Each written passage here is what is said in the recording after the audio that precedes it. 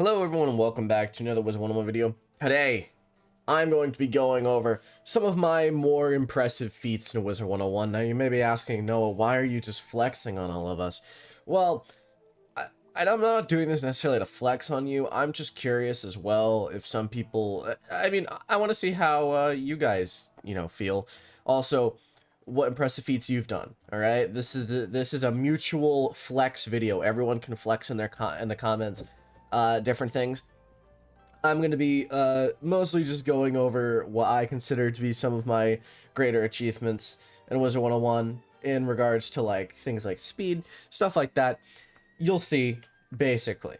So, to preface this video, and something I wanted to say to begin with and how this idea came to mind, is if you didn't know, a while ago, like about a month ago now, I uploaded how long does it take to beat Wizard101, and I calculated all the game hours that it takes to beat Wizard101. Now what I've realized from this video is that a lot of people are a bit slower than I am.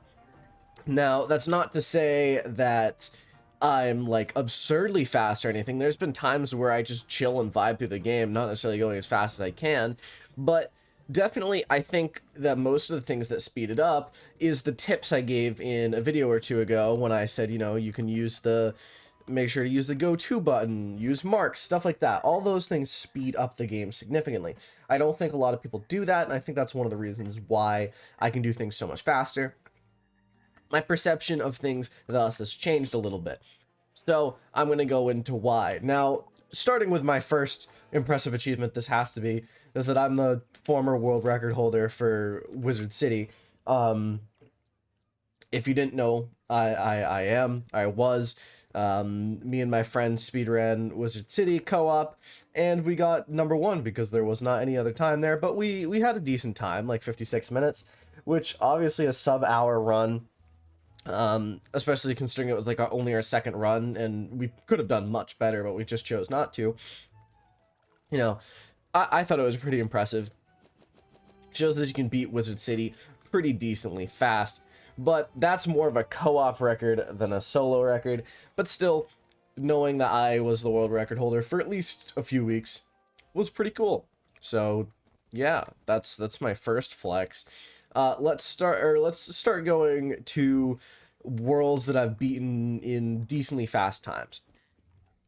So we'll start with Marleybone. Now this one is one of the ones that people complained about a lot in that video. They didn't complain about, but they were like, Noah, why did you say that Marleybone takes 2.5 to 3 hours? That's just incorrect.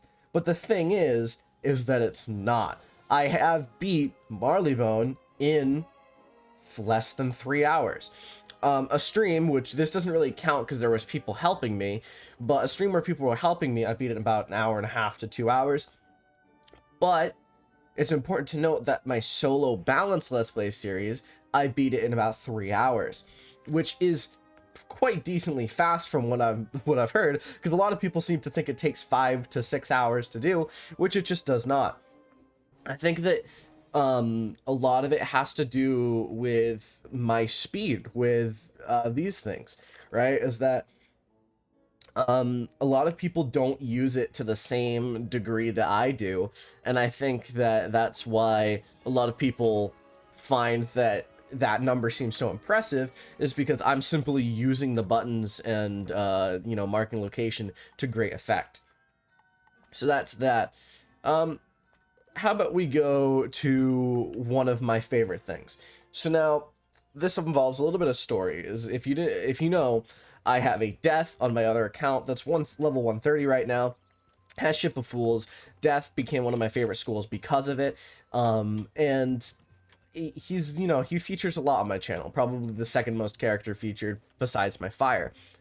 So basically, he wasn't always, a god wizard. He wasn't always my favorite. How did that come to be? Well, you see, me and my friend Calvin, which, I've mentioned him a few times on the channel. We've been friends for like 12 years now. Wanted to do another Wizard101. We needed to figure out which one to do. What are we going to do? Well, we ultimately decided that the best option would be Death and Storm. Now, his Storm was up in the Jabberwock. My Death was like halfway through Zafaria. So, and this will sound a bit crazy, I decided to power quest myself up to him so that we could quest together. I finished the rest of Zafaria in about an hour or two, which was pretty cool. And then I power quested for like a few hours straight and managed to catch up to him in Avalon. Which, to keep into perspective, that's actually like 2 or 3 streets that I did in just a little bit of time. And then we finished the rest of Avalon all in that one day. So I can officially say that I've beaten all of Avalon plus about half of Zafaria in one day, which is actually quite a bit, because Avalon's it's a decently long world. It takes quite a few hours to do. You know, I just did it a lot very aggressively. From there, I can officially say that we've done some crazy things in those 2 wizards, which are going to be my next things I talk about. Next on our list is Azteca. Now, we did a little bit of it, like probably quested for an hour or 2, and then we got bored and decided not to quest for a little bit, but we came back and we went from, I believe, the Salt Meadow Swamp all the way to the end of Azteca in one day again. We really do this thing where we don't quest for a long time, and then we come back and we just quest super aggressively for a day straight. So I can say I finished 3/4 of Azteca in one day. And this is very similar to our exploits in Chrysalis. Now, we got to Chrysalis a while ago. We got up to level 100. We were level 100 in, I believe, the last wood. And then we stopped and farmed some Malistaire gear, got our wizards up. But eventually, we, finished with that. We got the gear that we wanted, and we decided to quest again.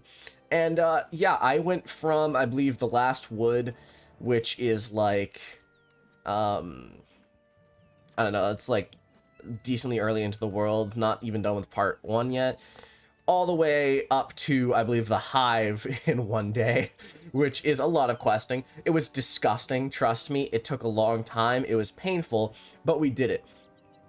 I remember I was incredibly sick while doing the Sardonyx. I did not feel good, but it's okay. We powered to the Hive, went through the Conda Desert, and then we finished the Shadow Palace in another day. Quite cool, if I do say so myself. Having a good time. Chrysalis was a bit more painful than the rest of the worlds that we quested through in like a day, but it worked. And now I'm going to tell you just the last few worlds. Polaris we quested through in a grand total of 5 hours. Wasn't that difficult at all. Polaris was a really fun world though, one of our favorites. Next is Mirage, which I believe we also... Did we quest through in 1 day or 2 days? I don't remember, but I know that we got through Mirage in a total of like 5+ hours as well, maybe closer to 10. But this was probably one of our favorite, at least it was one of my favorite worlds that we've done so far. I love Mirage. I found a newfound love of Mirage. So that was cool. And then we got through Imperia Part 1 in about a few hours as well. Now we're just kind of chilling there, waiting to get some Dragoon gear before continuing on. But really, that's all I wanted to say, is those exploits right there alone are probably pretty impressive to some people. I know that a lot of people probably either A, wouldn't have the time, or B, wouldn't have the mental fortitude to quest through all of some of these worlds in one day, but I've done it. So that's all I really wanted to talk about. I'm not going to really go into anything else. The only other impressive feat I'm going to mention is probably, it just has to do with sheer luck.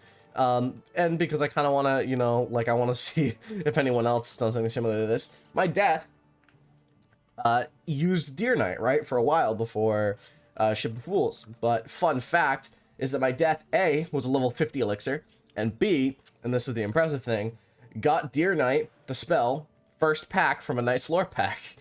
So I wanted to see if anyone else shared a similar experience like that. But my death had Deer Knight right from the start. It was really cool. I did not expect it.